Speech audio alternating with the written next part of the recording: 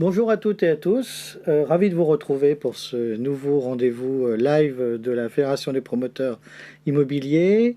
J'ai le plaisir d'accueillir des invités pour notre nouveau rendez-vous ce jour autour de la gestion des déchets, de plateformes liées au réemploi, des propositions de services, de la responsabilité élargie des producteurs et de la mise en place de la gestion des déchets et des éco-conditionnalités qui l'accompagnent. Et nous aurons l'occasion d'en parler. Alors, nous sommes à l'épisode 3. Elodie était déjà parmi nous lors du premier rendez-vous, je crois Jérôme également. Donc on suit en fait au fil du temps, parce que le premier épisode je crois date il y a 2 ans, le deuxième il y a un peu moins d'un an, donc on suit au fil du temps l'évolution des plateformes mises en place par l'État et l'administration, les services qui se créent, la REP dont on parlait dont on envisageait la mise en œuvre il y a 2 ans et qui aujourd'hui se met en place. Donc j'ai le plaisir d'accueillir Camille Golène. Je vous laisse vous présenter, Oui, Camille. avec plaisir. Donc Camille Guelen, je travaille au CSTB, Centre scientifique et technique du bâtiment, et je suis en charge d'une équipe qui travaille sur les questions d'économie circulaire et d'analyse des filières. Estelle. Avec plaisir aussi. Estelle Climat, donc groupe Socotec. De la même façon, je dirige donc une agence d'économie circulaire et réemploi au sein du groupe. Elodie. Elodie Gros, directrice QSE et sûreté de Bouygues Immobilier. Et Jérôme Dassini, donc je suis directeur des affaires publiques de Valobat, éco-organisme agréé pour les catégories 1 et 2, inerte et non inerte, mais on y reviendra tout à l'heure. Oui. Et donc nous avons en duplex Virginie Vincenti du BRGM qui va nous rejoindre, et également Cassandre Gély. Cassandre, vous nous entendez? Ah, on n'a pas le retour, mais je vous laisse vous présenter. Je ne sais pas si votre micro est allumé ou pas.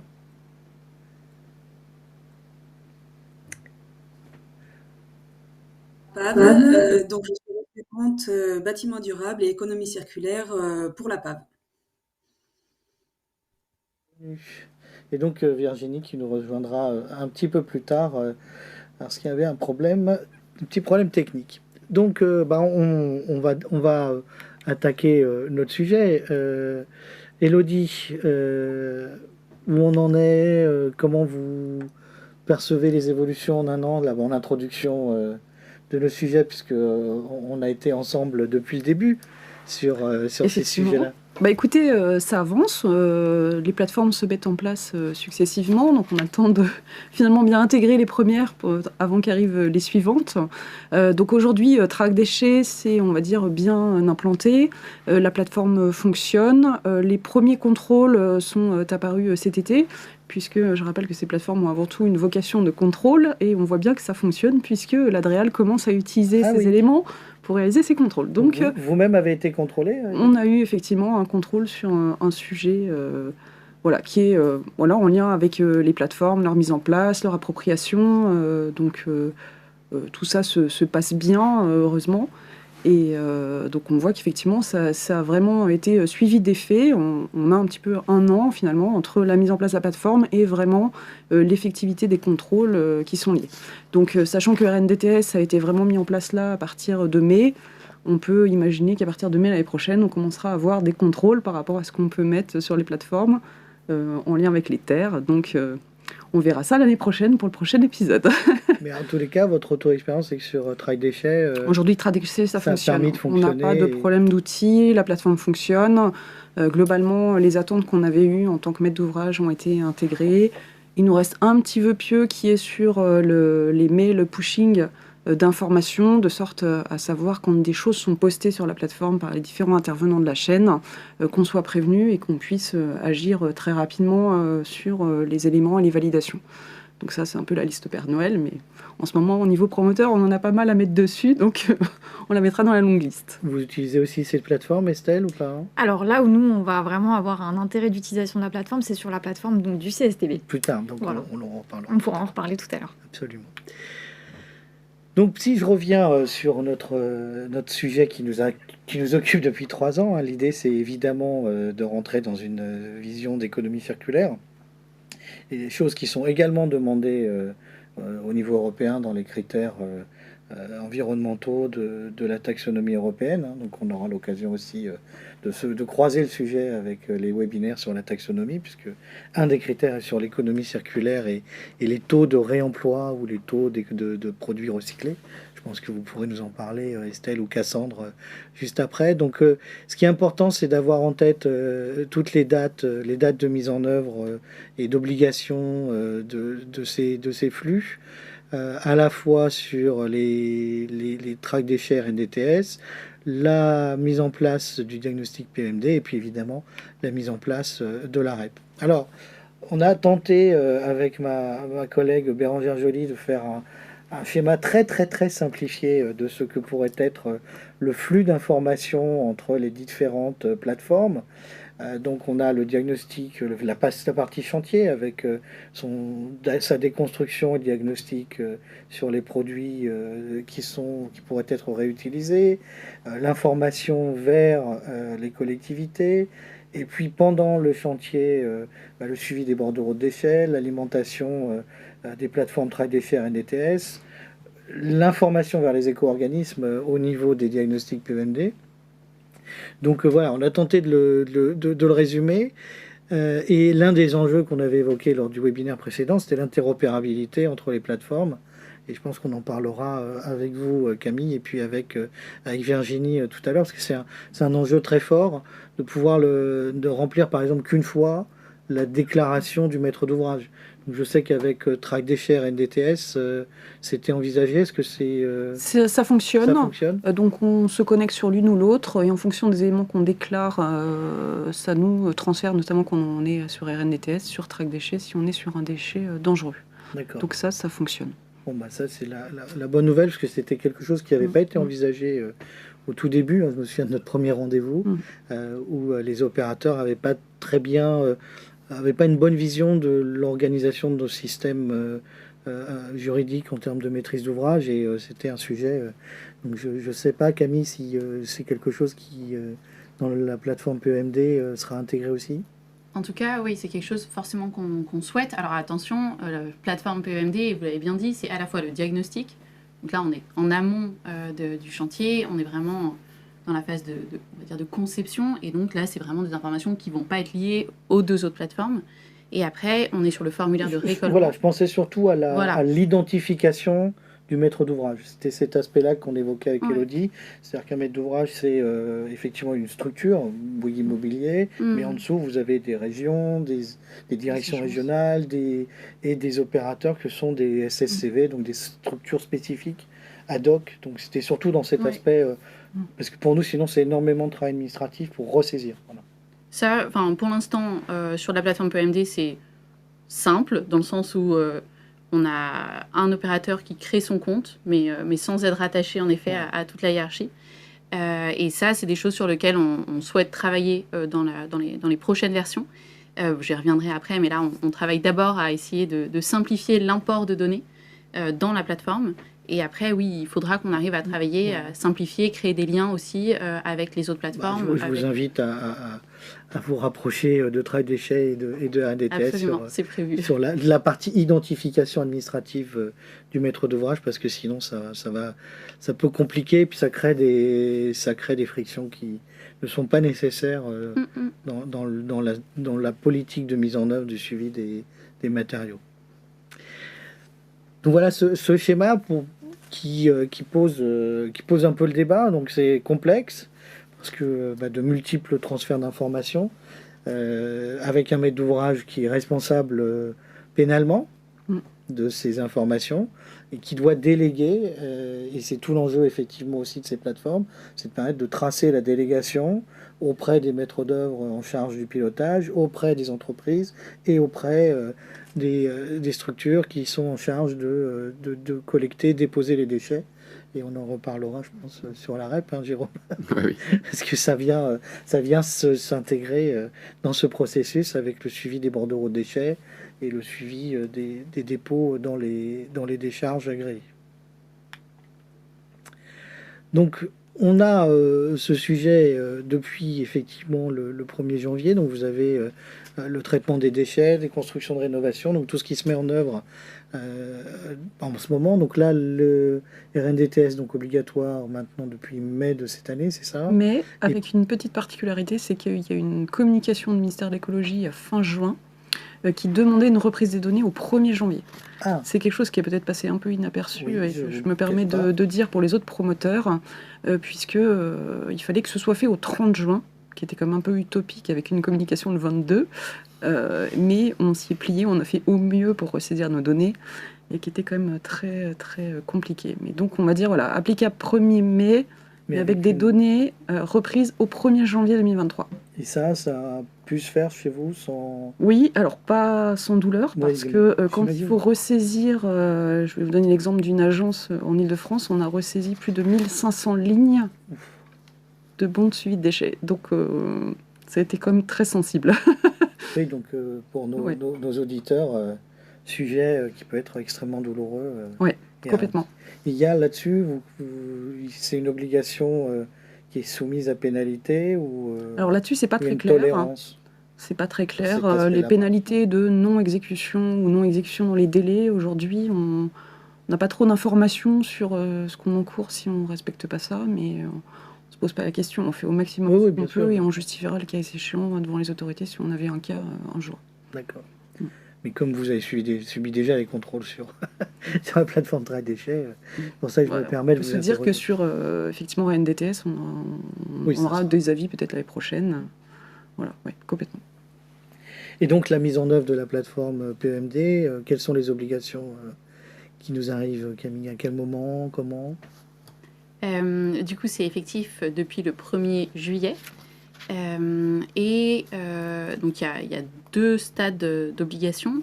Une première obligation avant la signature des marchés, ou le plus en amont possible dans la phase de conception, doit être réalisé un diagnostic PEMD, donc produits, équipements, matériaux, déchets. Alors, dans le périmètre des opérations qui sont réglementairement obligées, des opérations de démolition supérieures à 1000 m² ou ayant accueilli, pour simplifier la longue phrase, des substances dangereuses, donc démolition, et c'est aussi la nouveauté de l'élargissement du périmètre lié à ce dispositif PEMD, également les réhabilitations de plus de 1000 m² ou ayant accueilli des substances dangereuses. Donc on a cette première obligation-là, donc de faire réaliser un diagnostic, et ensuite de transmettre, donc à nouveau avant la signature des marchés, les informations de ce diagnostic via la plateforme, Quelle est la plateforme? dans le but de collecter ces données-là et de les mettre en visibilité, soumis à l'autorisation du maître d'ouvrage, sur une cartographie publique, permettre d'avoir accès de façon généralisée à ces données-là, à l'ensemble de la chaîne des acteurs. Donc ça, c'est la première étape d'obligation. Et puis la deuxième, c'est la traçabilité pendant le chantier dans l'ensemble des à la fois PEM, donc produits, équipements, matériaux qui ont été déposés en vue d'un réemploi, et déchets qui sont issus de l'opération. Donc traçabilité, par là j'entends des quantités et, pour simplifier à nouveau, des quantités et vers où ont été déposés ces éléments-là, à la fois. Donc c'est là qu'on fait le réemploi lien et avec déchets. Track Déchets, du coup. C'est là, oui, où sur la partie déchets, voilà, dangereux, on pourrait avoir ce lien-là, en tout cas qui est souhaité sur Track Déchets. Et donc là, l'idée, c'est pas une traçabilité tout au long du chantier, c'est vraiment, bien entendu, qui doit être réalisé par le maître d'ouvrage, mais les données à transmettre sont vraiment la somme à l'issue du chantier, à nouveau à la plateforme, pour collecter ces données-là. Ouais, vous vouliez réagir? Non, je vous écoute. Et l'idée aussi, c'est de permettre, au travers de cette plateforme-là, au maître d'ouvrage d'avoir la visibilité sur l'entièreté de son opération. Aujourd'hui, les fonctionnalités, elles permettent de collecter les données. On était vraiment sur sortir la plateforme pour le 1er juillet, suite à la publication des arrêtés. Alors, on pourra y revenir, mais là, on travaille déjà sur simplifier l'import de données. Et puis, il y aura aussi un certain nombre de fonctionnalités qu'on souhaite développer pour intéresser le maître d'ouvrage. On abordera tout ça avec Estelle et Cassandre. Mais merci beaucoup pour ce rappel, parce qu'effectivement, la question, Jérôme, connexion avec la responsabilité élargie, est-ce qu'il y a quelque chose là? Il y a un point de contact? Il y a des points de contact effectivement sur la gestion des déchets triés sur les chantiers. Donc sur les chantiers, sur les points de reprise, le lien est peut-être moins évident, sauf via le bordereau de dépôt qui pourrait être répercuté au maître d'ouvrage ou à l'entreprise de travaux. Et puis bien sûr, pour nous, la question aussi qui est très importante, c'est la question du réemploi. Et effectivement, cette visibilité, cette mise en lumière des produits disponibles doit permettre de faire le lien entre l'offre des produits et la demande des produits. Donc, nous allons chercher à capitaliser là-dessus pour faire ce lien indispensable. Parce qu'il y a double jeu quand je vous écoute. C'est à la fois l'enjeu de connaissance en amont des produits éventuellement recyclables, réemployables. Donc là, il y a deux termes. Il y a réemployable, ça veut dire qu'il peut être reconditionné et réutilisé en tant que tel. Et recyclable, là, ça vient plutôt chez vous, du coup. Alors non, c'est bien les deux enjeux. La REP, la responsabilité élargie du producteur, s'adresse bien aux deux enjeux, c'est-à-dire un enjeu de réemploi des matériaux. Nous avons des objectifs très précis de réemploi. Comment ça se combine, du coup, entre vous, entre la plateforme et ce que vous faites? Alors, effectivement, la plateforme va être une source très importante de données, justement pour être en capacité de faire le lien entre l'offre et la demande. Chacun des éco-organismes a l'obligation de produire un plan d'action réemploi. Celui de Valobat, il est construit très largement sur cet enjeu fort qui est de faire le lien entre l'offre et la demande. Où sont les produits ? Comment on va pouvoir les réutiliser? Comment on peut les récupérer? Parce que là, je prends l'exemple concret d'une opération d'un de nos adhérents, qui se fait d'ailleurs, je crois, avec votre agence du centre, dans la région d'Orléans. Identification des produits, et ensuite appel au public, venez récupérer les produits qui peuvent être récupérables. C'est exactement... ça se fait au niveau d'un chantier, mais si vous voulez le massifier, comment on fait les bases? Quand je vois tout le travail qu'a dû faire ce promoteur avec l'agence pour identifier, cataloguer, mettre en place l'accès au chantier, le démontage, c'est une véritable usine qui se met en œuvre pour un enjeu où il n'y a pas de revenus derrière. Il n'y a pas de...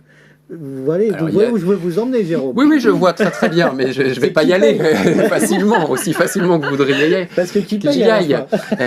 Non, mais aujourd'hui, l'enjeu du réemploi, c'est un enjeu majeur, c'est un chemin que chacun d'entre nous doit retrouver. Parce que le bâtiment l'a toujours mis en œuvre, c'est une bonne pratique, mais l'enjeu aujourd'hui, c'est de massifier cette pratique depuis la prise de conscience du maître d'ouvrage qui va consacrer le temps nécessaire à la dépose préservante des produits, qui va consacrer le temps à l'identification de ces produits et à leur devenir in situ, ex situ, et c'est tout l'enjeu justement de recréer tout ce parcours, et vous avez raison de souligner que c'est compliqué, c'est une révolution organisationnelle à retrouver, mais n'empêche que aujourd'hui il y a des bénéfices liés à l'impact zéro carbone sur les produits réintégrés dans le bâtiment, liés à de l'image, liés aux difficultés d'approvisionnement de certains matériaux. Enfin, il y a beaucoup de gains. Jérôme, on vous suit complètement, mais là je vois, j'ai Elodie qui sourit en coin. Tout ça est chronophage, prend du temps, nécessite l'intervention d'experts. Et donc la question va être directe. Est-ce que dans le cadre de la REP, le maître d'ouvrage peut être rémunéré sur ce travail qui est fait ou pas? Alors, c'est l'objet du plan d'action. Voilà. Celui de Valobat se construit en 2 temps, sur l'année 2023-2024, qui est une phase d'expérimentation. Donc, nous allons enclencher une expérimentation avec jusqu'à 350 chantiers, où justement, nous allons injecter des financements sur le diagnostic ressources, hein, donc qui va plus loin que le PEMD, sur la dépose sélective, sur le financement d'AMO pour pouvoir accompagner les démarches, sur le financement de la collecte depuis le chantier jusqu'à la plateforme de stockage, et 1 eurotonne à la tonne réemployée. Oui, donc très clairement, on va regarder en 2023-2024 comment ça fonctionne sur ces 350 chantiers pour construire derrière un modèle économique. Chantiers qui ont déjà été sélectionnés ou c'est un appel à... Qui vont être sélectionnés. Donc en fait aujourd'hui c'est un appel au maître d'ouvrage. Elodie, vous saviez ça? Eh bien non, Elodie ne pouvait pas le savoir, puisque... Si Elodie ne sait pas, ça veut dire qu'aucun maître d'ouvrage ne le sait. Non mais aucun maître d'ouvrage ne le sait ce matin. Franck, aucun maître d'ouvrage ne le sait, puisque nous avons lancé ce plan d'action le 10 novembre prochain, lors d'une conférence de presse. C'est une avant-première. Exactement. Ah mais Jérôme, merci beaucoup pour ce scoop.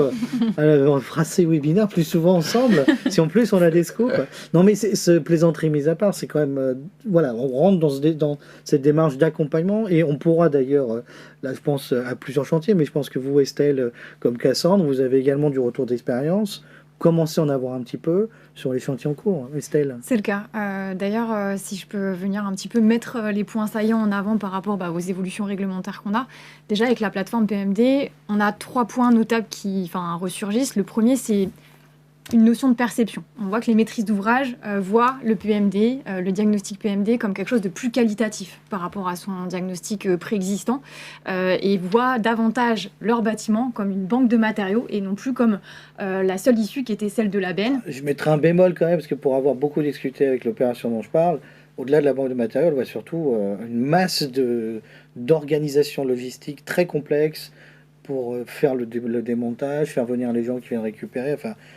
Il y a aussi l'autre côté de la pièce. À mener, effectivement. Mais la clé de voûte reste le diagnostic PMD, où là, on va venir vraiment identifier le potentiel associé respectivement, donc comme le disait Camille, aux produits, équipements, matériaux, et caractériser si toutefois il y a des déchets vers les filières les plus vertueuses associées. Donc il y a quand même un point positif qu'il faut souligner, c'est cette notion de perception. Le deuxième point, c'est l'enjeu de traçabilité. Et là, on voit que les maîtrises d'ouvrage sont plus enclins aussi à jouer le jeu de la traçabilité, jouer le jeu du reporting. Pourquoi ? Parce que là, l'idée, c'est aussi de pouvoir massifier les données, mieux comprendre en fait l'environnement bâtimentaire et aussi commencer à objectiver les efforts, qui peut être un avantage un petit peu concurrentiel en jouant le jeu, de se dire très bien, je sais comment me positionner maintenant en termes d'objectifs. Et ça rejoint la REP, c'était cité à l'instant. Les éco-organismes ont des cahiers des charges d'agrément avec des objectifs de réemploi, donc 4% je crois donc en 2024, donc jusqu'à 6% en 2028. Ça permet aussi à nos maîtrises d'ouvrage de commencer à savoir qu'il y a des objectifs à viser. Donc ça, c'est intéressant sur la traçabilité. Et puis, effectivement, le troisième point, c'est effectivement l'intérêt de voir un petit peu le reconditionnement poindre avec justement cet enjeu de se dire très bien, on a des matériaux de potentiel. Là, l'idée, c'est de savoir comment les reconditionner et comment les intégrer dans la chaîne de valeur de remploi. Et ça passe par effectivement un accompagnement d'expertise. Cassandre, de votre côté, est-ce que Cassandre? Les mêmes. Après, on note quand même que les maîtres d'ouvrage sont... Enfin, c'est des sujets nouveaux et on les voit un peu perdus sur certains sujets. On a notamment les 2 CERFA, donc le CERFA du diagnostic et le CERFA de récolement, qui sont peut-être pas encore bien connus de tous les maîtres d'ouvrage et sur lesquels il faut qu'on les accompagne et c'est aussi ce que la plateforme du CSTB permet de faire, c'est-à-dire qu'on fait notre diagnostic, mais on peut aussi accompagner le maître d'ouvrage par la suite. Et ça, je pense que c'est important. Ensuite, effectivement, je rejoins tout ce qui a été dit sur ces sujets de réemploi, mais c'est une nouvelle filière et il faut tout le monde autour de la table est là pour développer ces sujets-là. Vous avez aussi quelques retours d'expérience ou pas encore? Alors, on en a au niveau des diagnostics PEMD, depuis le 1er juillet, étant donné que c'est réglementaire, on en a fait. Et c'est là-dessus que je me base pour dire aussi que sur les CERFA, on sent qu'il y a un peu des lacunes sur qu'est-ce qu'il faut faire, quand est-ce qu'il faut les faire. Au niveau de la dépose sur la plateforme du CSTB, moi, je n'ai pas eu l'occasion de la faire encore. Mais tout ce qui est diagnostic PEMD, on commence à avoir des vrais retours. D'accord, merci beaucoup Cassandre. Donc, je continue. Alors, quand même, la bonne nouvelle, c'est qu'il y a des travaux qui ne relèvent pas du diagnostic PEMD, même si on peut les faire de manière volontaire. Donc, c'est important d'avoir effectivement ces éléments-là en tête. Et comme nous le disions, quand c'est obligatoire, hein, il y a évidemment un recueil, conservation des bordereaux de déchets et des sanctions pénales qui sont prévues si le maître d'ouvrage se retrouve à ne pas pouvoir justifier de ces bordereaux-là, ce qui va être l'objet des contrôles, je suppose, comme en parlait Elodie tout à l'heure. Donc les obligations du maître d'ouvrage, on l'a évoqué, mais pour résumer, diagnostiquer, informer, collecter, vérifier, et puis là aussi on retrouve aussi des sanctions d'amende pénale en cas de non-respect de ces obligations, donc depuis le 1er juillet de cette année. Alors j'entendais parler de SERFA par Cassandre. Moi quand j'entends parler de SERFA, j'ai toujours de l'urticaire. SERFA, plateforme, ça va pas vraiment ensemble normalement. Eh bien, alors le SERFA, c'est le cadre réglementaire qui a été donné pour la collecte des données. Donc, il y a un SERFA, comme disait Cassandre, sur le diagnostic et sur le récollement. En gros, c'est le document qui cadre les éléments, les données qui vont être collectées et qui doivent être transmises par le maître d'ouvrage. Du coup, en effet, il y a un document papier qui a été publié, et puis la plateforme a été développée dans le but d'accompagner... De ne pas remplir le papier. Rassurez-moi. Oui, exactement. C'est exactement le but. C'est permettre déjà de ne pas remplir le papier et puis de collecter les données. Et puis on en reparlera. Donc en fait, le SERFA, si je vous écoute, ce n'est que pour répondre à une obligation réglementaire pour rentrer dans un annexe de décret ou d'arrêté, mais ce n'est pas l'alpha et l'oméga de la plateforme. Vous n'allez pas collecter du SERFA. Non, c'est bien. C'est peut-être pour ça que c'est pas non plus la plateforme du CSTB. Je voulais revenir là-dessus. C'est une plateforme développé par le CSTB. Développé par le CSTB pour le compte du ministère. On est d'accord. Du coup, l'objectif de cette plateforme, c'est de venir collecter de manière, de manière à ce que les données soient accessibles à la fois pour le maître d'ouvrage, mais aussi pour les pouvoirs publics, pour des statistiques, pour d'autres acteurs que ces données pourraient intéresser. Donc les SERFA permettent de donner le cadre de ce qui est à collecter, mais pas... mais bien sûr, l'objectif de la plateforme, c'était de proposer quelque chose dans lequel on pouvait transmettre ces données de façon simplifiée. Il y a un intérêt complémentaire à ça. Je reviens sur un petit point qui peut être intéressant sur lequel rebondir. C'est aussi, nous, on le voit dans nos missions de conseil, si on veut poursuivre aussi et donner suite au PEMD pour vraiment lui donner vie, c'est la notion de remplir ces données pour aussi avoir les manifestations d'intérêt par rapport aux équipements qui pourraient être d'intérêt par rapport au réemploi. Ce qui pose la question d'ailleurs, c'est parce que là, je reprends l'exemple de mon chantier au Centre-Loire et je remercie encore sur l'immobilier de m'avoir donné ces informations, mais ça veut dire qu'il faut publier.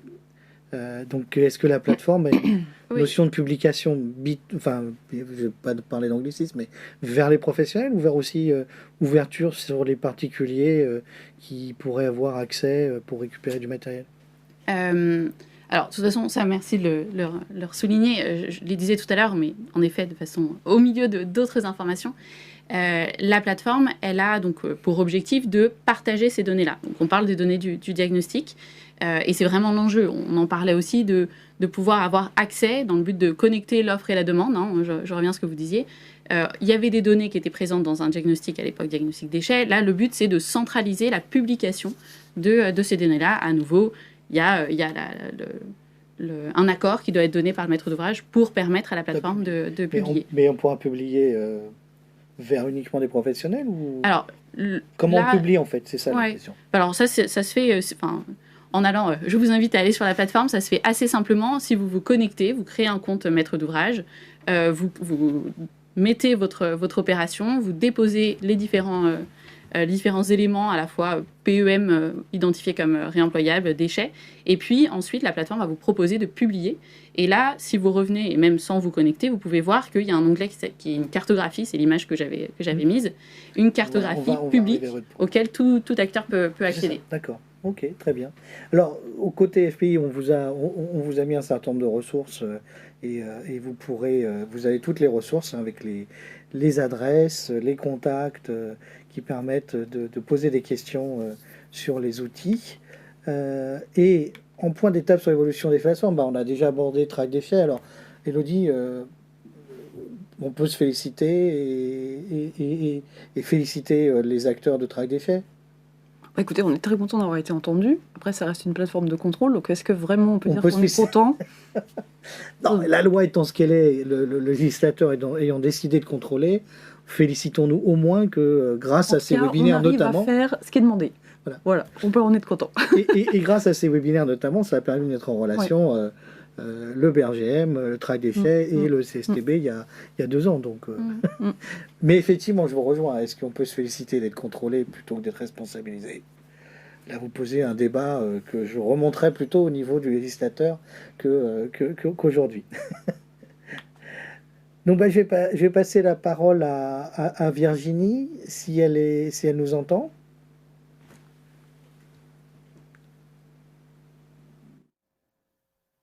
Ah, pardon, il y a 2 Virginie.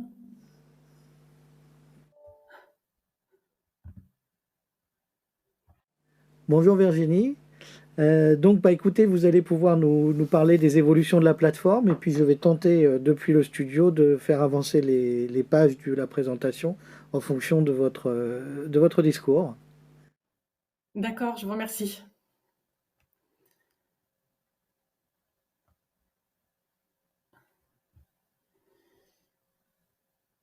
Alors, je vois pas la présentation, moi.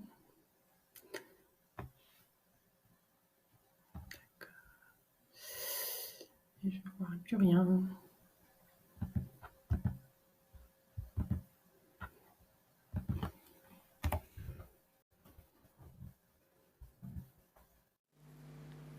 C'est bon. Est-ce que vous m'entendez bien? En tout cas, je vois la présentation.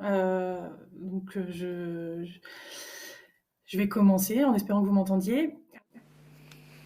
ETS a été mis en place dès l'année dernière. Mon collègue était venu vous en présenter la mise en œuvre. On a continué de faire évoluer cette plateforme cette année. Et la grande nouveauté d'un point de vue réglementaire, c'est que c'était la fin de tolérance depuis le 1er mai 2023.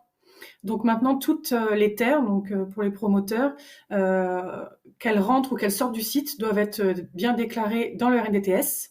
Et vous devez normalement avoir rattrapé tous les mouvements de terre qui ont eu lieu au premier semestre sur cette plateforme numérique. Il y a aussi les sorties de statuts de déchets qui doivent être déclarées sur cette plateforme. Et maintenant, ce sont aussi bien les sorties de statuts de déchets qu'on appelle implicites que les explicites, donc c'est-à-dire celles qui étaient cadrées par des arrêtés préfectoraux. Donc au niveau des grands textes réglementaires qui structurent cette obligation de traçabilité dans le RNDTS, il y en a 2 à retenir. C'est le décret du 25 mars 2021 et l'arrêté ministériel du 31 mai 2021 qui va définir le contenu de ces registres. Donc nous, on a mis en place au BRGM un site de diffusion donc qui s'appelle le rndts-diffusion.développement-durable. Donc dessus, vous allez trouver tout le contenu en fait nécessaire pour démarrer, aussi bien le contenu réglementaire et les plateformes et les moyens de connexion et d'utilisation des plateformes.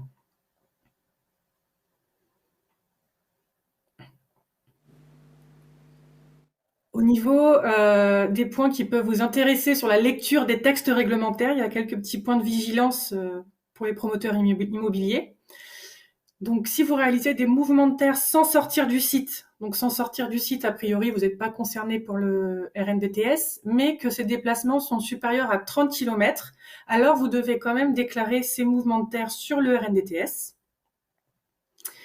Quelques cas d'exemption quand même à retenir pour les petits producteurs, donc qui génèrent moins de 500 m3 en volume de terre, vous êtes exempté de déclaration. Et inversement, si vous utilisez moins de 500 m3 dans un chantier de valorisation, comme un remblaiement par exemple, alors vous êtes exempté de déclaration. Au niveau des nouveautés fonctionnelles, donc si vous utilisez la plateforme, vous avez sans doute remarqué qu'elle a beaucoup évolué cette année. Donc en nouveauté, on pourra noter là très récemment la consultation des historiques d'import. Si vous utilisez l'import en masse et notamment si vous l'avez utilisé pour vos rattrapages, maintenant vous pouvez consulter tous les historiques et également directement modifier ou annuler du coup un import en masse. Une fonctionnalité très utile pour les maîtres d'ouvrage, c'est la fonction de délégation. Vous pouvez déléguer à des entreprises de travaux la traçabilité de vos terres, même si vous en conservez la responsabilité. Donc, il y a un petit module dans l'application qui permet de le faire, de déléguer à une entreprise de travaux sur une durée de chantier. À la demande des maîtres d'ouvrage aussi, on a préparé un modèle de cahier des charges qui est disponible sur notre site internet, que vous pouvez directement copier-coller. Ce modèle de cahier des charges a été vérifié par le ministère, donc il est conforme à la réglementation.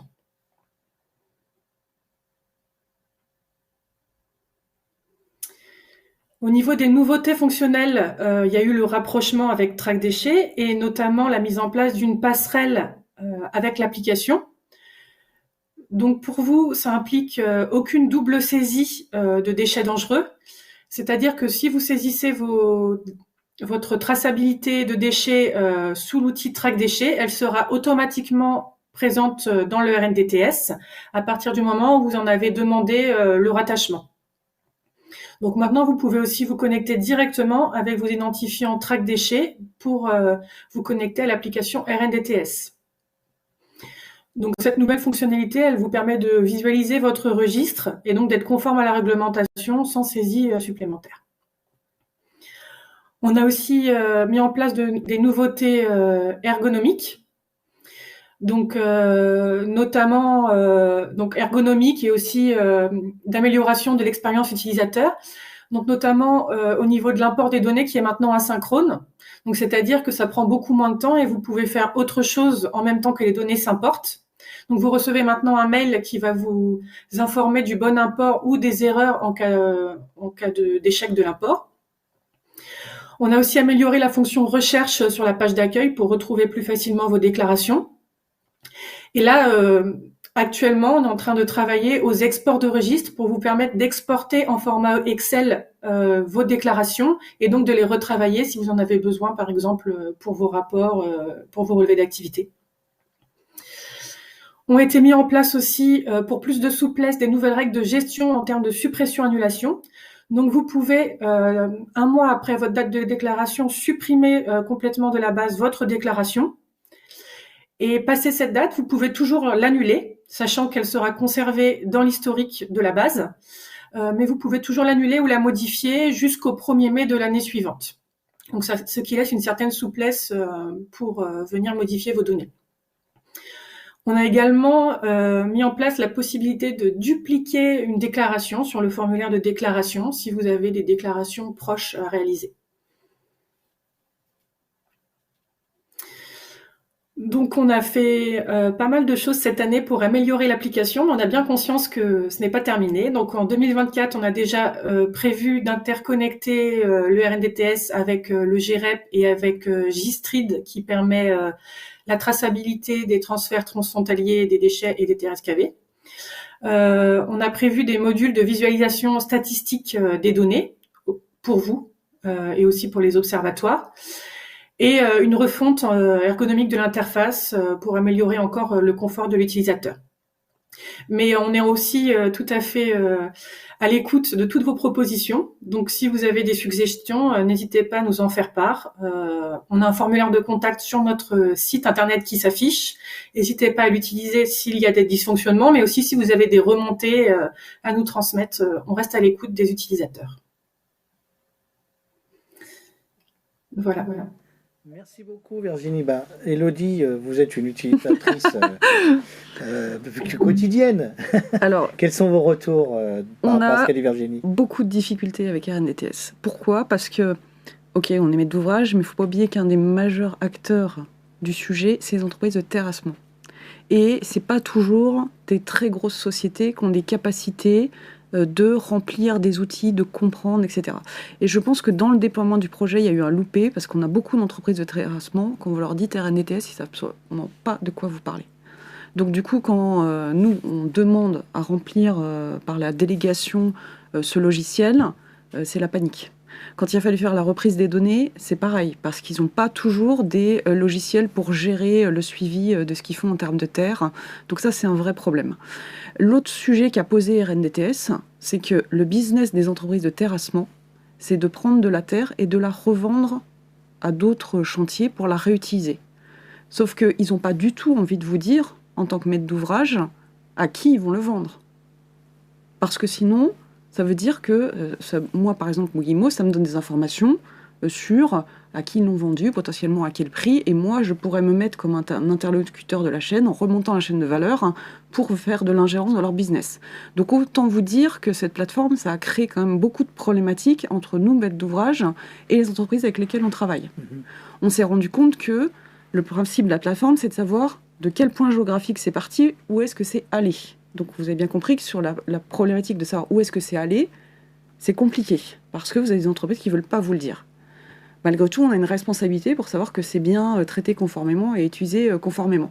Donc ça veut dire qu'on est obligé de faire aussi beaucoup de recommandés sur le sujet pour savoir et se mettre en conformité avec la plateforme. Donc on est passé par une période qui n'était pas très sympa pour essayer de se mettre en conformité et rentrer dans le cadre qui avait été défini. Ces entreprises, comme je disais, elles ne sont pas toujours très à l'aise. Donc du coup, on a eu des problèmes sur rien que le principe de délégant-délégataire. Parce que si vous ne vous mettez pas dans le bon onglet, vous allez créer des délégations qui ne sont pas les bonnes, c'est-à-dire que les terres vont être déclarées chez l'entreprise de terrassement et pas chez le promoteur. Voilà. Tout ça, c'est de la philosophie de travail du maître d'ouvrage. Difficulté qu'on a eue au début sur Track Déchets, parce qu'on a un métier qui est spécifique. J'en plaisante souvent, mais on n'est pas constructeur, c'est-à-dire que nous, on fait faire. Et donc, on n'est pas derrière les bennes, à savoir quand est-ce qu'elles sont parties, où est-ce qu'elles sont parties, on n'a pas tous les documents. Donc on est tributaire de nos partenaires, maîtres d'œuvre, AMO, bureau de contrôle, etc., qui nous accompagnent. Et donc, pour faire ce qu'on a à faire, en tant que maître d'ouvrage, si on est gros ou petit, on peut être très embêté pour rentrer dans la plateforme. Aujourd'hui, il y a des difficultés, voilà, l'écosystème est en train de s'acculturer. Alors, à Track Déchets, on a mis 1 an. J'en plaisantais tout à l'heure, mais donc les contrôles tomberont à partir de mai. On a un petit peu de temps pour arriver à se remettre d'équerre sur tout ça et être bien conforme dans la philosophie qui est pensée. Il reste un sujet majeur sur NDTS, c'est la partie contrôle. Parce que c'est pas parce que vous allez donner des délégations à une entreprise pour remplir pour vous que ça atteste que ça a été fait conformément. Donc si l'entreprise me dit les terres elles ont été mises à l'endroit B, mais que c'est pas le cas, quel pouvoir de contrôle j'ai, moi, maître d'ouvrage, pour m'assurer que c'est bon? C'est de la responsabilité de l'entreprise. Eh bien, pas complètement, parce qu'en tant que maître d'ouvrage, votre responsabilité reste engagée. Donc ça veut dire que ça ne me dédouane pas de mettre en place des contrôles et tout un tas de process pour m'assurer qu'effectivement les terres sont bien parties à l'endroit B et que ma responsabilité n'est pas engagée. Et c'est des choses dans la plateforme où c'est pas prévu. Dans Track Déchets, on a des validations. Ce qui fait qu'effectivement, vous avez des tiers qui agissent pour votre compte, mais vous validez. Ce qui n'est pas le cas de RNDTS, vous ne validez pas. Ils remplissent votre registre, et donc tout le process de contrôle et validation, vous devez avoir un process parallèle mis en place pour gérer. Ou bien il faudrait mettre il faudrait mettre dans la plateforme un processus similaire à l'essai de validation. Je pense que ce serait intéressant, effectivement, pour dire oui, je suis d'accord que l'entreprise de terrassement qui a rempli telle déclaration pour moi, ça vient bien de mon chantier, et j'atteste que effectivement c'est bien arrivé sur mon chantier que vous avez dit. Voilà. Donc là, je pense que Virginie, je vais essayer de reformuler 2 demandes. La demande de validation qui permet d'assurer ce principe de responsabilité, de le consolider pour pas que ça remonte avec une incertitude auprès du maître d'ouvrage. Et puis la seconde demande, c'est une intervention auprès des fédérations. Alors, c'est peut-être avec les travaux publics, parce que beaucoup de terrassiers sont des gens qui viennent du travaux public plus que du bâtiment. Et donc, c'est peut-être une communication avec la Fédération nationale des travaux publics sur la mise en œuvre de ce registre. Et peut-être que cela est prévu. Donc, deux questions, Virginie. Est-ce que vous êtes en contact avec la Fédération des travaux publics pour mieux informer les terrassiers qui sont beaucoup dans cette fédération, mais peut-être ont-ils eux-mêmes une fédération spécifique, j'en sais rien. Et la deuxième question, c'est l'évolution de la plateforme sur la validation. Virginie. Alors, concernant la FNTP, effectivement, on a des échanges avec eux. Eux se chargent aussi de réaliser des communications sur le sujet. Et d'ailleurs, ils ont aussi créé leur propre outil qu'ils mettent à disposition de leurs adhérents et qui est un outil en fait utilisable sur chantier, sur smartphone et qui permet le lien avec avec le RNDTS. Donc c'est en cours. Après, j'entends les difficultés de mise en place. Je pense que c'est lié aussi au fait que la réglementation, elle est vraiment très impactante, effectivement, pour le milieu. Elle impose des nouveautés réglementaires très impactantes. Concernant la validation par les maîtres d'ouvrage, en fait, la volonté du ministère, c'était vraiment de faire un outil qui permet le téléversement des registres qui existaient par ailleurs en version numérique. Volontairement, ils n'ont pas mis en place le circuit de signature qui est pour l'instant réservé aux déchets dangereux, puisque imposant quand même des contraintes pour l'ensemble des acteurs. Voilà. Donc après, voilà, on peut comprendre qu'il y a deux visions qui s'opposent. Effectivement, le maître d'ouvrage, comme il est tenu d'assurer la gestion de ces terres jusqu'à leur élimination finale, forcément, lui, il aimerait bien que ça soit un peu plus cadré, qu'il y ait un peu plus de contrôle via l'outil. Mais voilà, cet outil était volontairement moins contraignant que Track Déchets de par la nature du déchet qui est différente. Entendez-nous, Virginie, hein, c'est un développement qui pourrait être optionnel pour les maîtres d'ouvrage qui décident de le mettre en place. Et comme l'a dit Élodie, ça serait un développement fort utile pour rendre le régime de responsabilité bouclé.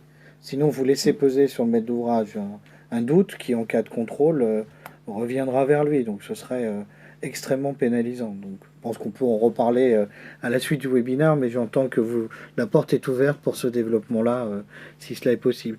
Et nous sommes très preneurs, du coup, Virginie, des contacts à la Fédération des travaux publics et de l'outil dont vous parlez, puisque en studio, Élodie ne semblait pas le connaître. Je pense que parce qu'elle a dit qu'il était en développement, donc je pense que c'est un outil en développement ou c'est un outil qui existe déjà? Ils l'ont mis très récemment à disposition des utilisateurs. Il s'appelle DTS Transfert. Voilà, si vous voulez regarder.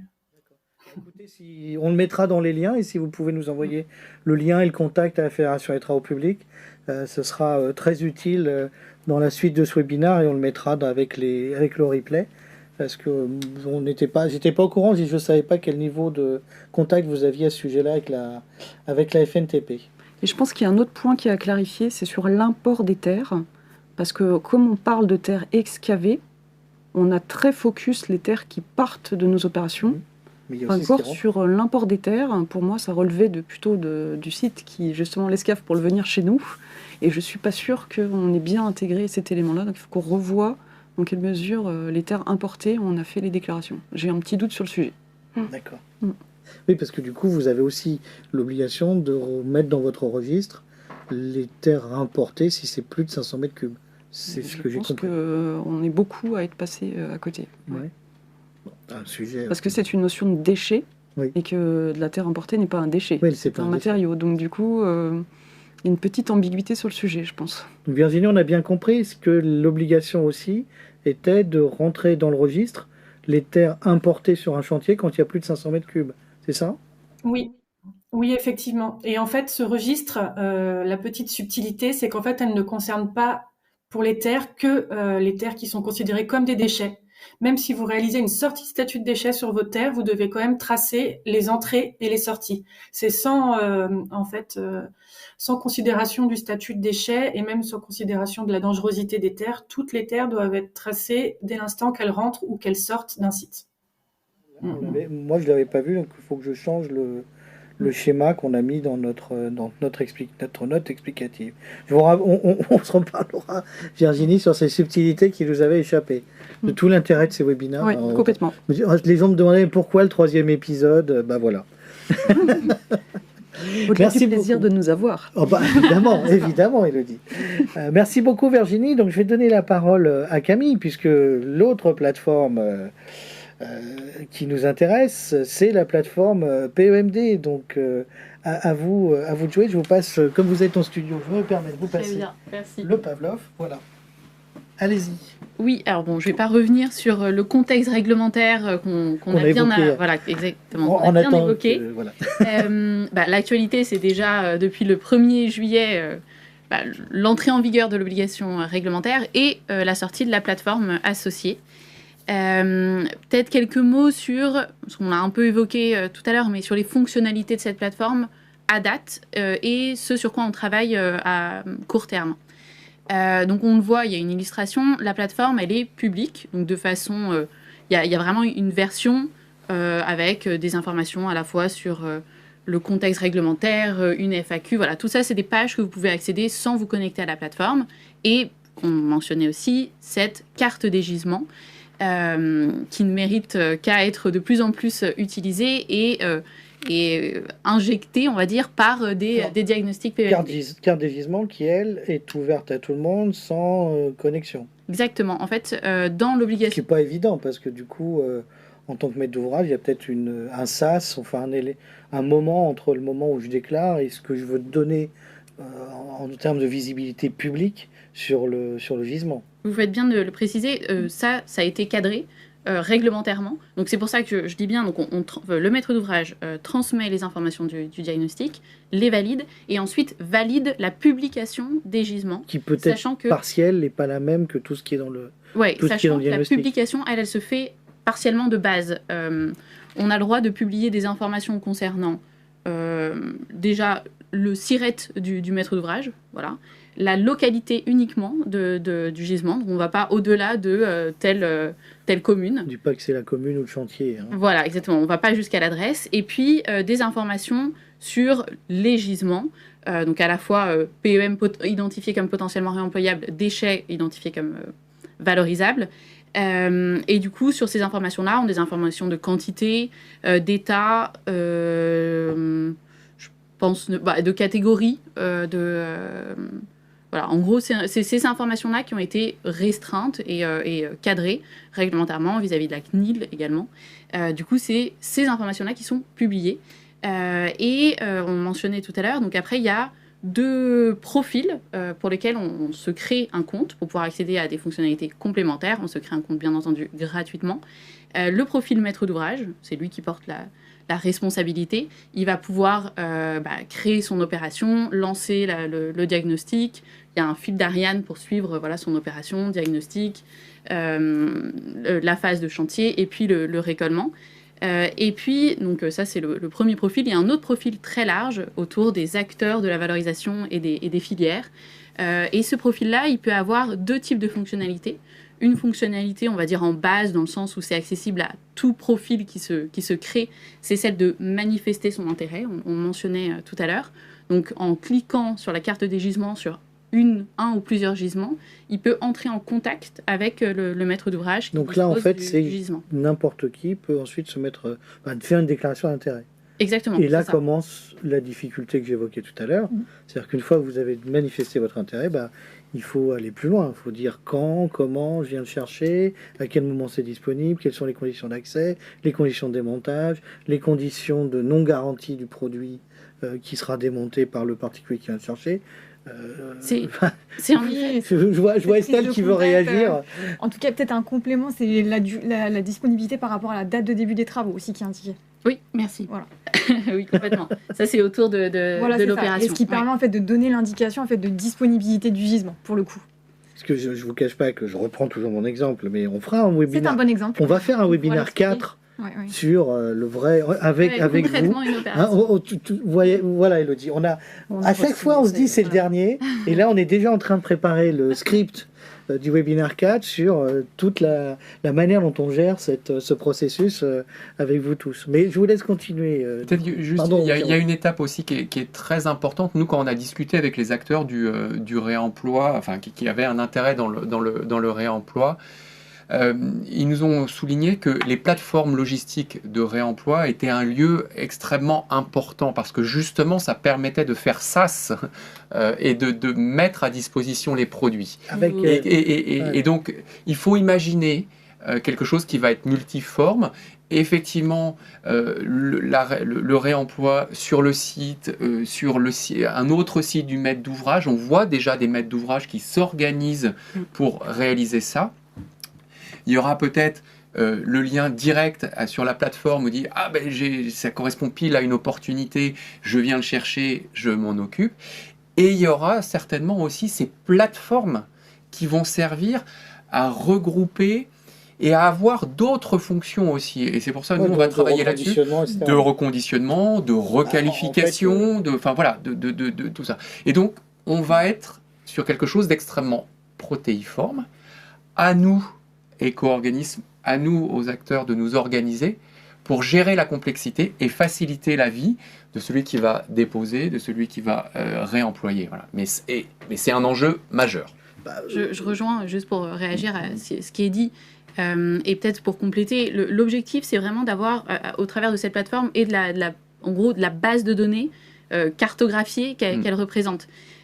C'est de permettre, oui, des contacts via cette plateforme, par exemple pour des gisements recyclables. Pour l'instant, il n'existe pas trop d'endroits où on sait qu'on a cette information-là, réemployable aussi potentiellement, voilà. Mais l'idée, c'est vraiment cette base de données générique autour des gisements qui ont été identifiés dans les diagnostics PMD avec une API. Je vous entends, j'entends votre volonté. Mais derrière, excusez-moi, tout ça coûte beaucoup d'argent. Donc je répète le scoop de Jérôme, qui sera présenté le 10 novembre avec les 350 chantiers tests, parce que derrière, démonter pour remettre dans un stock, pour ensuite que des gens viennent le chercher, il y a un coût. Le coût d'organiser la sécurité pour que les gens viennent chercher des équipements démontés ou à démonter, il y a aussi un coût. Donc tout ça est pas. La vision un peu fantastique qui serait que ça marche comme les gens qui viennent cueillir les fruits sur les arbres et que ça coûte moins cher. En fait, c'est pas du tout comme ça le coût derrière est inversement proportionnel à cette vue-là. Tout à fait d'accord, c'est pas de la cueillette. On est bien d'accord. Non, mais c'est pour ça que j'insiste, parce que certains utopistes ont vu ça en disant c'est facile, les gens viennent, ils récupèrent. Non, en fait, c'est loin beaucoup de ça, plus complexe. Il y a plus d'étapes, il y a plus d'étapes pour créer la confiance, pour faire en sorte. On va d'abord prioriser des matériaux, ça aussi c'est important, peut-être que tous les matériaux vont pas pouvoir être réemployés, donc on fera des focus, et puis l'idée après c'est d'élargir. Mais oui, la chaîne est complexe, depuis le maître d'ouvrage jusqu'à l'autre maître d'ouvrage qui va réemployer, qui peut être le même, et entre les deux, il y a beaucoup d'acteurs, il y a beaucoup d'étapes, il y a beaucoup de confiance à créer, et j'allais dire labellisation, mais le terme n'est pas impropre, mais en tout cas de faire en sorte que les matériaux soient bien tracés et soient bien sécurisés dans leur cheminement sur toute cette chaîne. Donc moi je vais le dire différemment à chaque fois, mais à chaque fois qu'il y a une étape, il y a un coût. Donc il y a une chaîne de valeur à bien identifier pour que ça reste économiquement viable, faute de quoi l'idée sera morte dans l'œuf, et je pense que ce n'est pas ce que vous voulez ni ce que nous voulons. Je vous laisse continuer, Camille. Oui, du coup là je l'ai un peu présenté donc rapidement, ces deux profils avec leurs fonctionnalités propres. J'ai parlé sur la partie profil tout acteur, donc cette fonctionnalité de base de pouvoir manifester un intérêt. Et puis, il y a une fonctionnalité, on va dire, plus spécifique parce que elle nécessite donc une délégation à nouveau de la part du maître d'ouvrage. Donc, le maître d'ouvrage, sur son opération, donc à la fois en diagnostic et en récollement à deux acteurs potentiellement différents, a la possibilité de déléguer, donc de permettre à cet acteur-là d'accéder à la page qui permet de compléter à la fois les gisements de diagnostic et de récollement avec ça permet à cet acteur-là de compléter pour le compte du maître d'ouvrage avec une relecture et une validation qui est nécessaire par le maître d'ouvrage parce que c'est lui qui porte l'obligation réglementaire. Voilà pour la plateforme actuellement. On travaille. Notre premier objectif, c'était de permettre de simplifier l'import de gisements à la fois en diagnostic et en récollement, parce que pour l'instant, dans la première version de la plateforme... Il y a deux phases, et vous faites bien j'insiste là-dessus, c'est qu'il y a bien deux phases pour le maître d'ouvrage. Une première phase en amont de récolter l'information, et puis ensuite, à la fin du chantier, d'information de recollement sur les produits qui ont été utilisés. C'est ça. On va dire, pour simplifier, l'estimer en diagnostic, le réel en récollement. En fait, vous nous faites faire doublement le chiffre, le travail avec aussi des éléments qu'on peut retrouver, on en parlait en aparté, sur l'analyse de cycle de vie, finalement, d'une opération neuve. Nous, on a en tout cas identifié la possibilité d'avoir une fonctionnalité sur les éléments de CERFA qui vont être renseignés pour la partie diagnostic et de garder des informations pour la phase récollement. Donc déjà, on aura une base documentaire qui va en tout cas...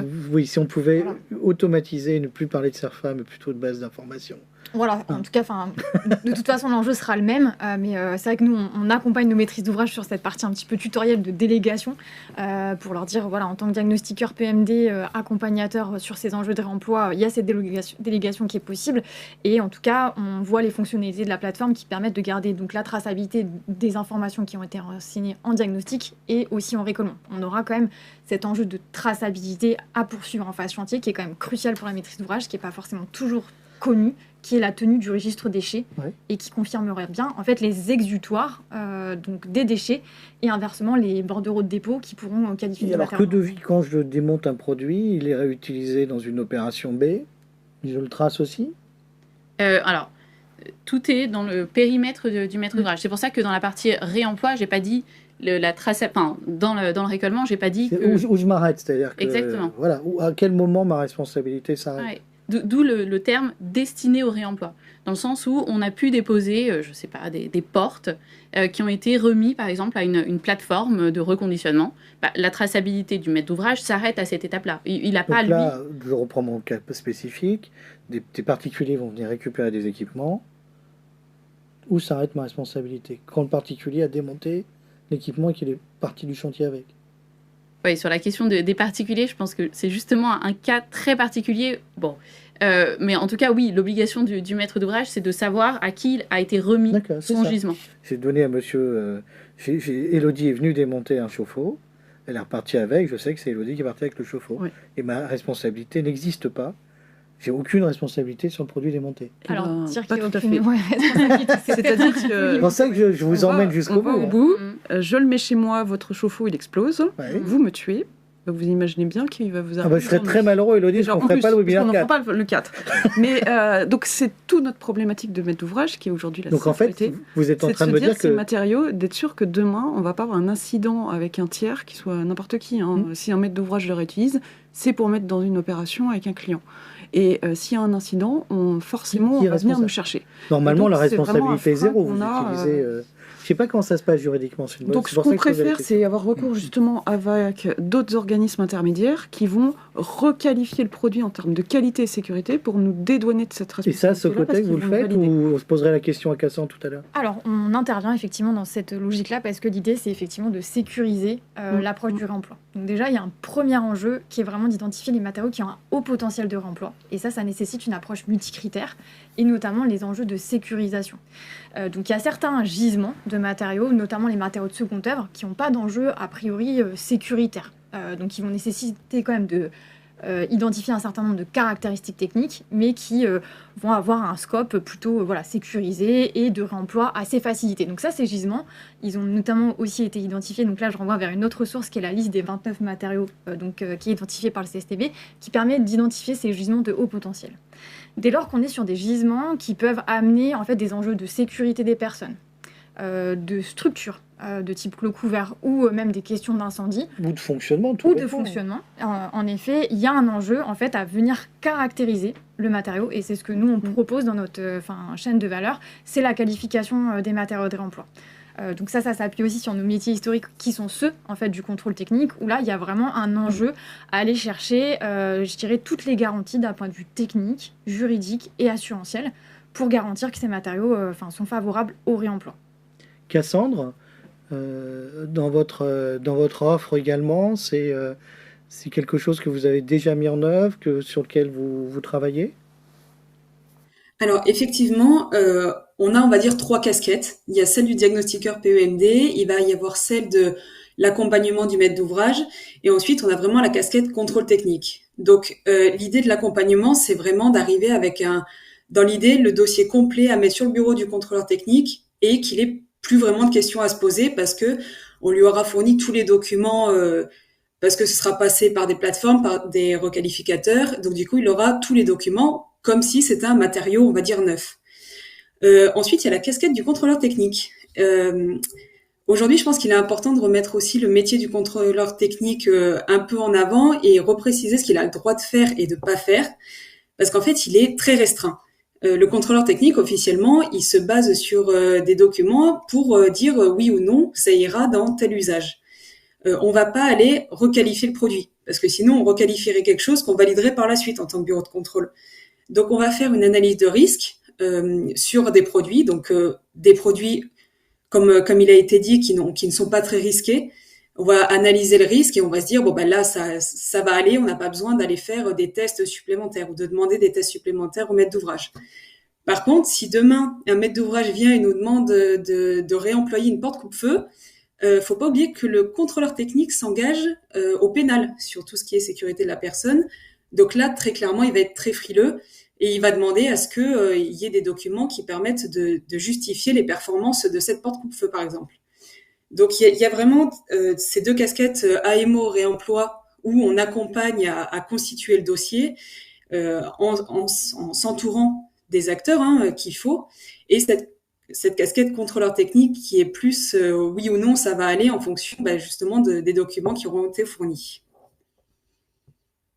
Terminé, Camille, Oui, sur votre je présentation. rebondis juste sur, Oui, bien sur ce qui sûr. a été dit, si je peux, en quelques mots. Évidemment. Notamment la mention des 29 familles. Ça, c'est on va dire le deuxième volet de 2 publications qu'on a faites, auxquelles je vous encourage d'aller regarder. C'est très court et synthétique. Vous tapez réemploi CSTB, normalement vous devriez à peu près tomber dessus, qui présente la démarche qu'on souhaitait mettre en œuvre avec une 50aine de signataires. Et donc c'est en effet ces 29 familles, donc c'est le deuxième volet. C'était une première initiative, un premier élan. Et c'est issu, c'est pas juste le CSTB qui a sorti ça de son chapeau, c'est 29 familles qui sont issues de travaux, d'une enquête aussi terrain auprès d'une 40aine d'acteurs.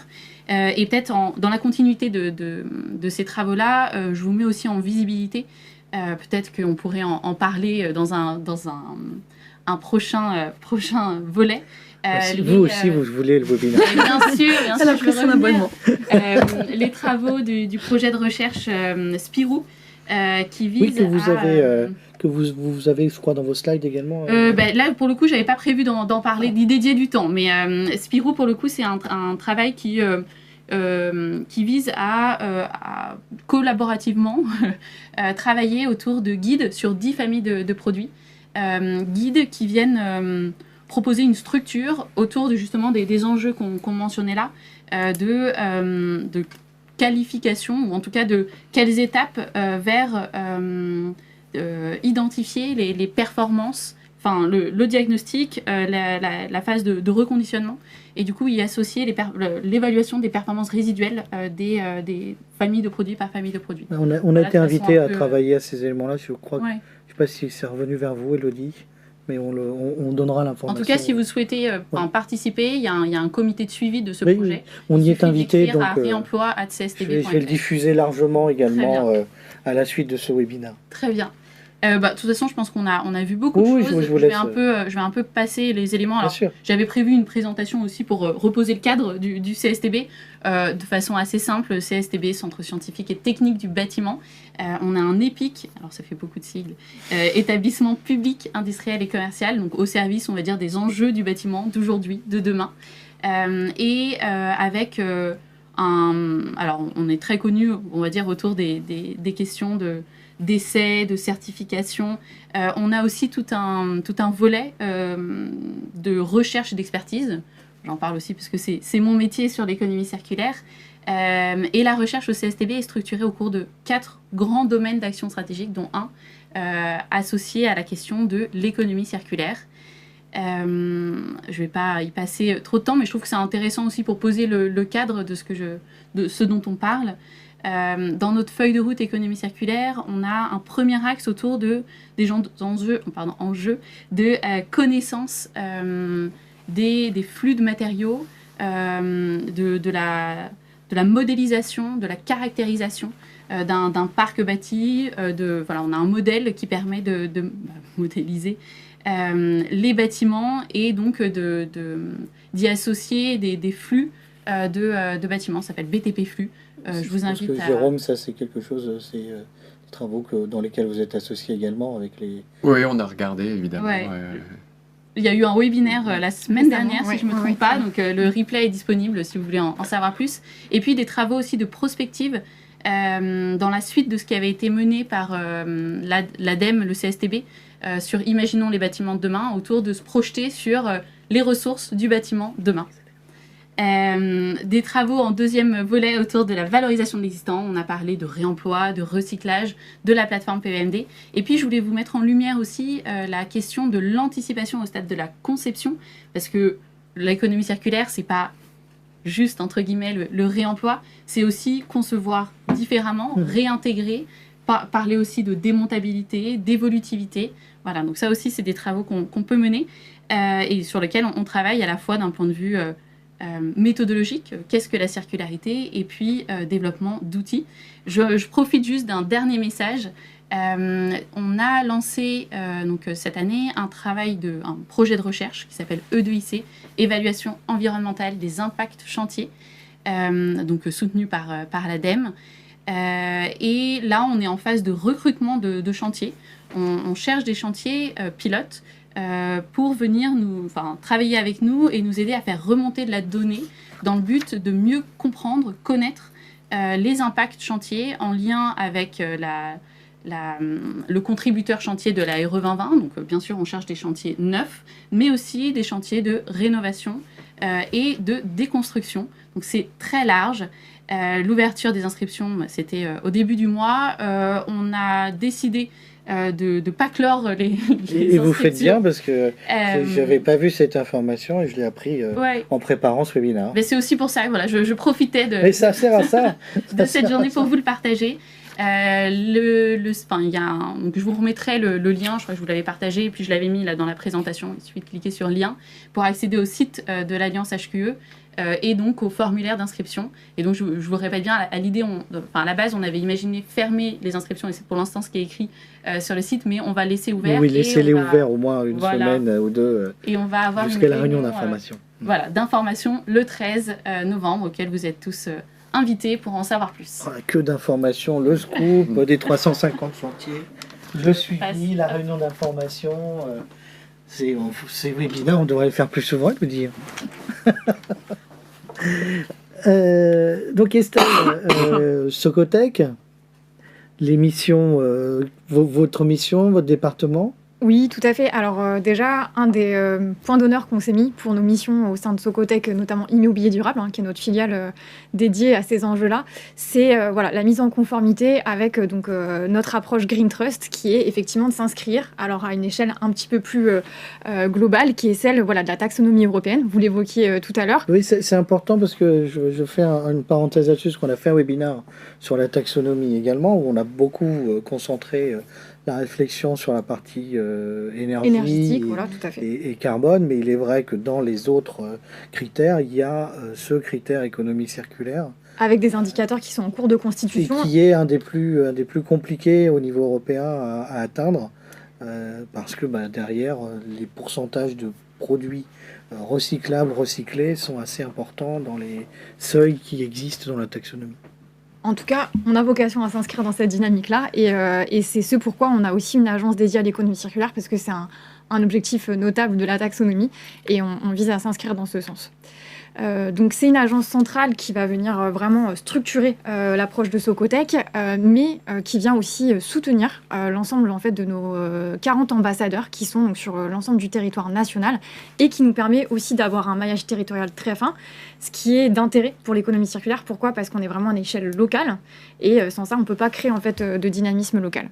En termes de mission, je l'ai un petit peu évoqué, mais évidemment on va venir auprès de nos partenaires sur le diagnostic PMD qui est vraiment le socle réglementaire de base, et puis aussi le diagnostic ressources, parce que là on va être aussi dans une logique d'approfondir le potentiel de réemploi.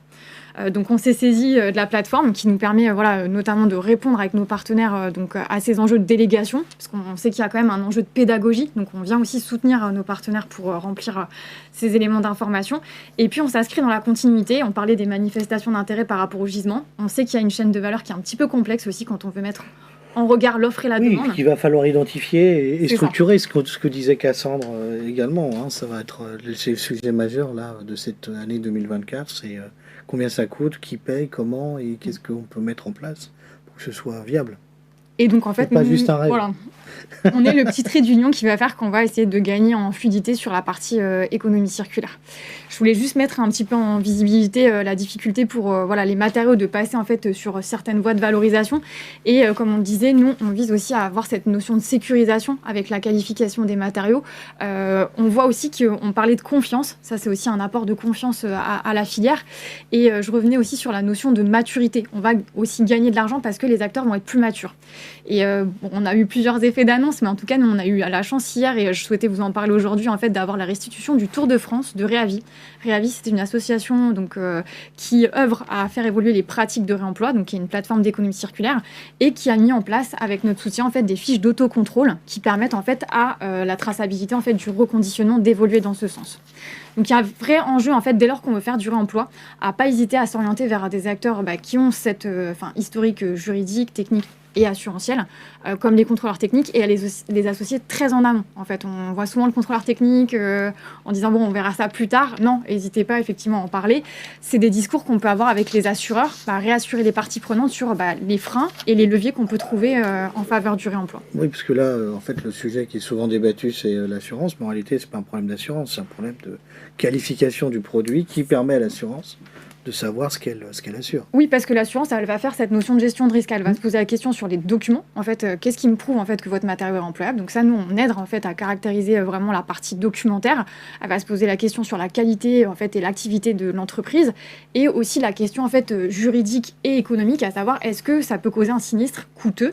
Et là, auquel cas, nous, on vient aussi... Oui, tous les risques qu'on nous évoquions. Exactement. Et Cassandre, de votre côté, là aussi, pareil, ce rôle auprès des assurances? Alors, effectivement, le contrôle technique comme l'assurance, on va faire une analyse de risque parce que le réemploi est compté comme une technique non courante. Donc oui, on se positionne pareil. Après, on reste quand même dans la notion de contrôle technique où on récupère les documents qu'on a pour donner notre avis sur ces documents-là. L'assurance considère systématiquement le réemploi comme une technique non courante? Ouais, pour les assureurs et pour le bureau de contrôle, aujourd'hui, le réemploi est une technique non courante. Ça ne serait pas en technique courante si les produits sont caractérisés? Enfin, qu'est-ce qui bloque là-dessus, Cassandre? Aujourd'hui, tout ce qu'on a comme documentation sur un produit qui est dans son premier lieu de vie, tout concerne le produit dans son lieu de vie. Sauf qu'aujourd'hui, on le dépose. Dans les avis techniques et autres, on n'aura que la pose du produit et sa vie. On n'aura pas tout ce qui est dépose, stockage, transport. Tout ça, c'est des notions qui sont quand même importantes parce qu'en fonction du produit qui est réemployé, un impact sur le produit pendant son transport, ça peut avoir des enjeux assez énormes sur sa seconde vie. Donc c'est tout ça en fait qu'il faut prendre en compte et qui aujourd'hui pour un matériau neuf dans son premier lieu de vie n'est pas pris en compte. Estelle? Oui. Non, mais j'allais passer la parole à Estelle, parce que justement, c'est l'objet du projet Spirou, et nous, on accompagne d'autres fiches, oui. Voilà, et justement, avec la Chambre syndicale française de l'étanchéité, où justement, on vise à faire ces fiches qui vont permettre de dire, c'est quoi le produit qui a été mis en œuvre, comment il a vécu dans le bâtiment, comment il a été déposé, comment il a été stocké, et quelles sont les conditions du réemploi, pour justement emmener le produit vers la technique courante. Là, du coup, vous posez une question qui parle de mise en œuvre, etc., mais vous posez une question implicite, qui est quelle est la durée de vie résiduelle du produit? Exactement, qui décide de ça? Tout l'intérêt, en fait, d'avoir... Parce que l'industrie... Alors, ouais. vous allez peut-être me trouver idiot, mais dans les ACV, il y a une durée de vie du produit. Oui, une durée de vie théorique et qui est commun à toute typologie. Non, mais conventionnel. La question de la durabilité est un sujet essentiel sur lequel on est. Donc en fait, ce qu'on est tous en train de dire là, c'est que si on veut que ça marche, on aura besoin de l'industriel qui valide que la durée de vie conventionnelle de l'ACV est à minima la durée de vie de son produit. Alors, ça c'est peut-être quelque chose un peu à côté, mais qui est intéressant aussi de travailler sur la durabilité. Quand je fais une analyse carbone réglementaire, je pars du principe que les durées de vie indiquées dans les fiches de données environnementales et sanitaires sont bonnes. Oui. Je ne vais pas les modifier. Je n'ai pas le droit de les modifier d'ailleurs. Je n'ai le droit de les modifier que si l'industriel le justifie. Donc je pourrais très bien imaginer que dans la chaîne de responsabilité, je puisse aller voir mon bureau de contrôle qui va dire, voilà, ce produit a une durée de vie de 20 ans, il en a consommé 10, il a été démonté correctement, transporté correctement, il lui reste donc 10 ans de durée de vie. Ça, vous avez raison, mais vous raisonnez à horizon de 10-20 ans sur les produits, parce que ça, c'est des démarches qu'on fait aujourd'hui. Mais quand vous prenez un bâtiment qui a sur un 60, existant. 100 ans, vous n'avez pas les fiches produits, vous savez pas, et donc vous avez besoin d'être accompagné pour qualifier tous ces aspects-là. L'intérêt de caractériser. Donc, il peut passer par des tests, mais pas de manière systématique. Ça peut être des tests visuels, ça peut être une analyse effectivement. C'est ce que vous avez développé dans vos services également. Exactement, pour diminuer les risques. Et donc là, on met en place vraiment un référentiel qui va s'adapter aux matériaux. Donc là, on est un petit peu sur du sur-mesure quand même. Et c'est vraiment à cibler pour des matériaux qui demandent une technicité particulière. Et notamment quand on a l'absence ou des informations lacunaires sur le matériau. Effectivement, on va venir en place en fait, cette trame qualité qui s'apparente un petit peu aussi à ce que fait Spirou pour élaborer une méthode de justification qui viendront en fait démontrer les propriétés résiduelles et les caractéristiques techniques associées. Donc c'est vrai pour notamment quand on a des enjeux de sécurité, d'étanchéité, puisqu'on a notamment un syndicat qui travaille dessus, tout ce qui va être aussi performance acoustique et thermique, qui peut avoir un enjeu, notamment en plus là justement avec la RE 2020, où on peut réintégrer des matériaux de réemploi dans des nouvelles constructions, à condition que ça soit fait dans des conditions techniques et juridiques adaptées. Et donc là, on a vraiment le script complet du webinaire 4. Ça pourrait être un point d'intérêt. Tout ça, on l'a déjà évoqué. Ok, écoutez, merci beaucoup Estelle, merci Cassandre. Alors, il y avait une question dans le chat, c'est dans le cas de la plateforme, j'ai un matériau A qui va sur un chantier B, même finalement, même débat que sur la Terre. Moi, je m'arrête quand j'ai transmis le produit à quelqu'un, et ensuite c'est l'utilisateur du matériau qui en devient responsable. Alors après, il y a une autre question, c'est en termes d'ACV, un produit réutilisé, quel poids carbone? 0? Ça, c'est une question... Alors, dans la RE 2020, a été choisi, donc pour des bâtiments neufs, a été choisi de manière, on va dire, volontaire pour encourager le recours au réemploi, de considérer que réemploi égale 0. Donc on a une fiche réemploi très générique qui permet de réemploi matériaux, carbone 0. C'est comme ça que c'est considéré actuellement dans la RE 2020. Vous m'inquiétez parce que vous mettez actuellement... Non, en fait, dans le sens où, scientifiquement parlant, c'est... bien entendu qu'il y a un poids carbone. Après, non, mais conventionnellement, on va le dire, conventionnellement aujourd'hui dans l'RE 2020, c'est 0. Exactement. Et ça a été volontairement choisi pour encourager au recours aussi du réemploi. Ce qui n'empêche pas qu'il y ait en effet du transport, potentiellement d'un point A à un point B, des étapes de reconditionnement qui peuvent être, impliquer des actions énergétiques, mais qui restent quand même assez limitées par rapport souvent à la production d'un matériau neuf. D'où l'intérêt, effectivement. J'entends vos réserves, mais je voulais vous faire dire qu'il y a une incitation forte dans l'RE 2020 à utiliser des matériaux réutilisés. Jérôme, un point d'étape. Alors, avant que vous ne passiez à ça, il y avait une question sur la Terre. C'était dans les questionnements. Plus de 500 mètres cubes de terre végétalisée, Virginie, je dois le déclarer si je les mets en place dans mon chantier. Je fais une opération de végétalisation en pleine terre pour planter des arbres. Il y a souvent plus de 500 mètres cubes. Ça veut dire qu'il faut que je l'inscrive dans le registre RNDTS, Virginie? Oui, effectivement, si vous recevez sur un même chantier plus de 500 mètres cubes, il faudra le déclarer dans le RNDTS. C'est très clair, merci. Jérôme, la responsabilité élargie des producteurs. Où on en est? Bah oui. Exactement. Et tout ça, désolé, on a beaucoup échangé du coup, mais vous pourrez... très rapidement, parce qu'on a évoqué pas mal de choses. On a déjà évoqué des choses. Que de travail effectué depuis un an, puisqu'il y a un an, les 4 éco-organismes étaient agréés pour déployer la REP. Depuis le 1er mai 2023, les produits concernés par la REP supportent le montant de cette éco-contribution. À ce jour, c'est plus de 7000 entreprises qui ont choisi un des 4 éco-organismes pour prendre en charge leurs responsabilités. L'objectif, c'est bien de déployer un réseau de proximité de collecte pour assurer la reprise sans frais des déchets triés. Je vais y revenir. L'objectif, c'est bien de déployer des boucles d'économie circulaire. On a parlé du réemploi, on parle du recyclage, parce que notre industrie a besoin de ces matériaux. Voilà. Et puis il y a un troisième objectif qui est de s'engager là aussi dans l'éco-conception des matériaux. Et les éco-organismes ont l'obligation de proposer des éco-modulations dans leur barème pour le 1er janvier 2024. Donc 2023, c'est vraiment la mise en place des outils qui vont rendre possible le geste de tri. Alors, c'est ce que vous voyez ici.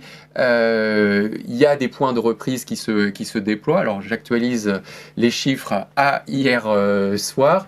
Donc, c'est 1874 points de reprise qui sont à disposition des détenteurs de déchets. Il y a plus de 1000 plateformes de traitement d'inertes. Il y a 713 points de distributeurs et puis il y a 126 déchetteries professionnelles. Et d'ici la fin de l'année, vont rentrer dans la danse les points de reprise pour les particuliers dans les déchetteries publiques qui pourraient accueillir, si elles le décident, les déchets des professionnels.